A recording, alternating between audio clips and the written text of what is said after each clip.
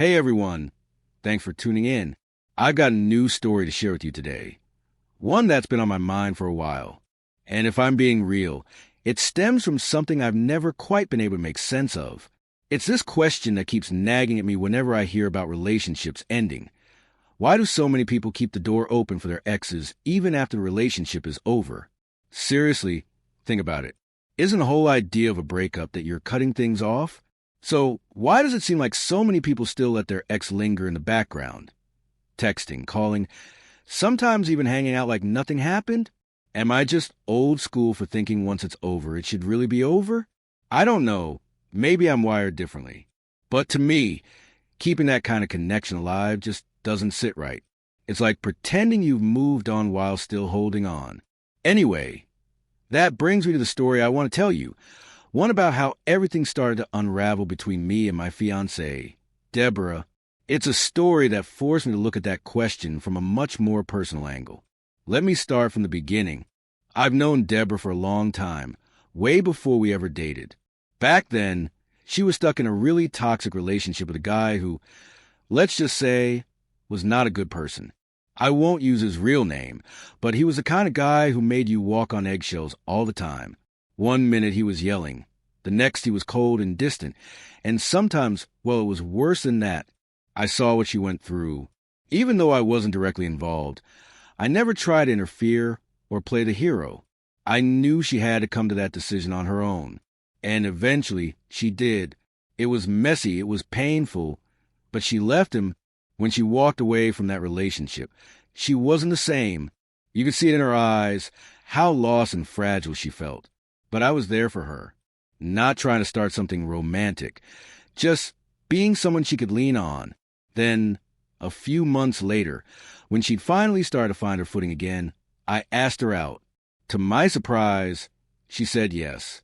Things moved fast after that. Maybe because we already had this emotional foundation. Or maybe because we both knew what we didn't want in a partner. We fell for each other hard. And within a year and a half, we were engaged. It felt right, like the natural next step. We decided to move in together, since we were basically inseparable anyway. And honestly, those first few months of living together were some of the happiest I can remember. We cooked meals, watched shows late into the night, took walks around the neighborhood. All felt so grounded and good. I really believed we were building something lasting. But as you can probably guess, things didn't stay perfect. It started on a normal evening. I couldn't find my phone. Checked the kitchen, under the couch cushions, behind the pillows, all the usual spots. Nothing. So I grabbed Deborah's phone to call mine and make it ring. Totally innocent move. But when I opened her call log to dial, something popped out at me. Her ex's name, right there in the recent calls. It wasn't even from long ago, just a few days back, and that hit me like a punch to the gut. This wasn't just some old contacts saved in her phone. They'd actually been talking. I opened the messages, hoping I had misread something, hoping there was some reasonable explanation. But nope, they'd been texting back and forth like old friends. That didn't make sense to me. Not after everything she told me. Not after everything he'd done to her. I walked into the bedroom where she was lying down and asked her straight up, "Why are you still talking to him?" She looked startled at first, clearly caught off guard, but she didn't deny it. She just said it was harmless, that they were just talking casually. He just checked in, she said, but I told her exactly how I felt, that it made me uncomfortable, that it crossed a line. She had told me she was done with him, that he was in the past, that what he put her through was unforgivable. She looked at me and said, "If it makes you feel better, I'll cut off contact. I don't want this to come between us." That gave me a bit of relief. I figured maybe I was overthinking it. Maybe it really was just a brief slip, and now things could go back to normal. But they didn't. In the weeks that followed, I started noticing little changes. Deborah, who used to be pretty relaxed about her phone, suddenly became super protective of it. She never put it down, not even to go to the bathroom. If she was folding laundry, the phone was right there in her pocket. If she stepped into another room, the phone went with her. At first, I tried to brush it off. Everyone's glued to their phones these days, right? Still, something didn't feel right. The energy had shifted. I didn't want to become suspicious or paranoid, but I couldn't ignore the signs. So one day, I decided to do something I hadn't done before. I headed home on my lunch break unannounced to grab a hard drive I'd forgotten. And that's where the next part of the story begins.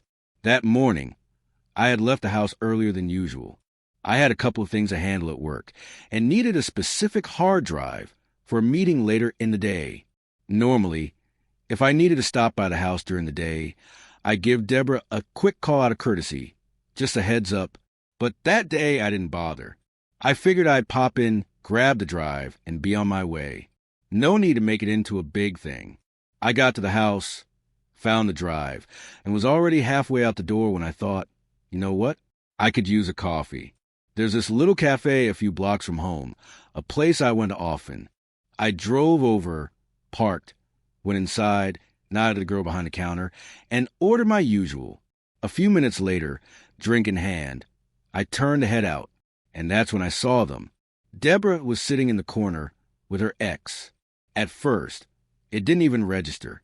They were caught up in their conversation, hadn't noticed me. I stood there for a moment, watching them. Then I walked over to their table. I looked right at her and simply said, "Don't come home." She looked stunned, like I was speaking a foreign language. Her mouth opened slightly, but no words came. I didn't wait for an explanation. I turned and walked out, got in my car, and drove off.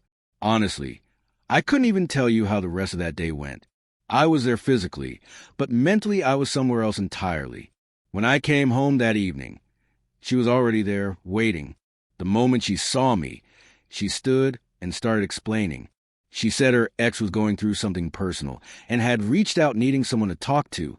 She told me she was just being supportive, that it wasn't anything inappropriate, that it wasn't what I thought. She painted it like some selfless act I should be proud of, as if helping this man she claimed she'd cut off was some kind of noble thing. I let her speak. I didn't interrupt. When she was done, I asked the one question that truly mattered. "Didn't you promise me you were done talking to him?" She paused just a second, but long enough that the silence said more than any excuse she could have made. Before she could even say anything, I asked again, "So what are you doing with him now?"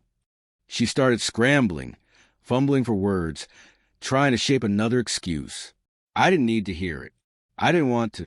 To me, it was simple. When you're in a committed relationship, you don't keep emotional doors cracked open for someone else. That's not commitment. That's convenience. I told her flat out, if she wasn't over him, then it was too dangerous for me to keep investing in someone whose heart might still belong elsewhere. Her face contorted like she didn't understand, but she did. She just didn't expect me to say it out loud. I told her, "Go be with him if he's that important to you." She broke down in tears, told me she never meant to hurt me, that she didn't know how to explain it, begged me not to end things.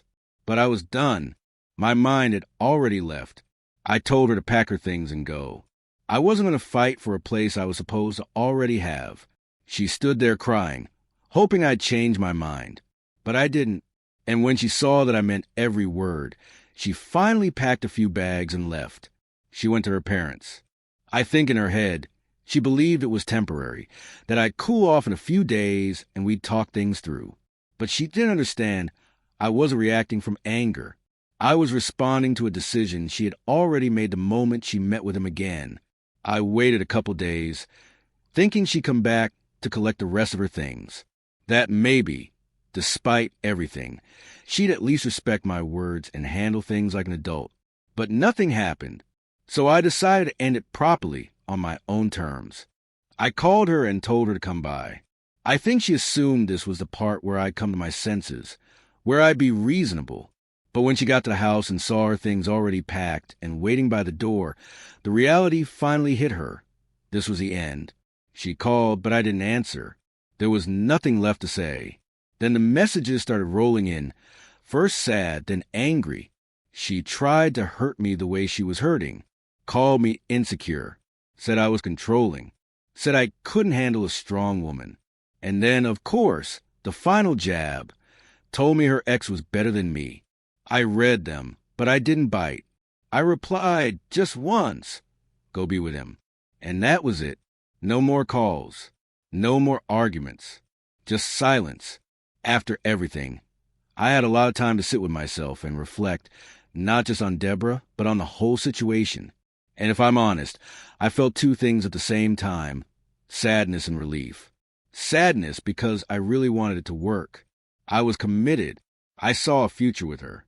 But also relief because I finally saw things clearly, not how I wish they were, but how they really were. Looking back, I came away with a few lessons. Lessons I think anyone in a relationship should keep in mind. First, trust is everything. Once it's broken, you can try to patch things up, but it's like taping together a shattered mirror. You'll still see the cracks, and you'll keep getting cut in the same places. Second, set your boundaries early. If something doesn't feel right, say it. Don't wait, hoping love will fix it. I should have drawn the line the moment I saw her texting him. Instead, I gave her space, thinking she'd choose me on her own. That was a mistake. Third, actions always speak louder than words. Anyone can promise you anything. What matters is what they do.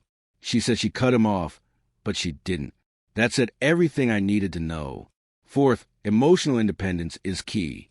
You can't build a future with someone who's still tethered to their past. It's like trying to run a race while someone's got a grip on your ankle. You're never going to make it far. And lastly, sometimes walking away is the only thing left to do. It hurts, yeah, but staying in something broken, hoping it'll heal itself, hurts more. I didn't want to end things. But I wasn't about to lose myself trying to hold on to someone who wasn't holding on to me in the same way. So that's my story. If you were in my shoes, what would you have done? Did I make the right call? Or should I have given her another chance? I'd love to hear your thoughts. Because at the end of the day, relationships are about choices. You choose to trust.